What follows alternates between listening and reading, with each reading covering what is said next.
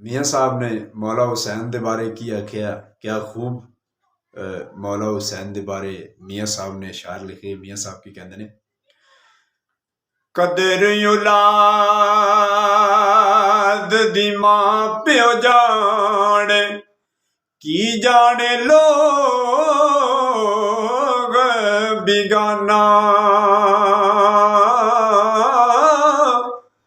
कदर हुसैन दा फातिमा जाने, या जाने हुसैन दा नाना,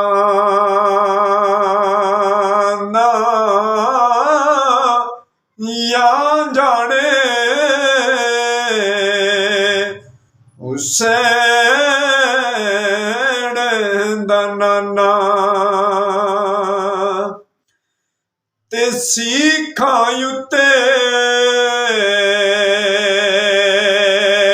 मक्खण पकौड़ा, एडा डायो खा कम्मे। बचड़े दे के दीन बचौड़ा, ए सखी हुसैन दा कम है। वीडियो अच्छी लगे तो लाइक शेयर जरूर करें जे, कमेंट्स ते दसो कि वीडियो कैसी लगी। मेहरबानी, बहुत शुक्रिया।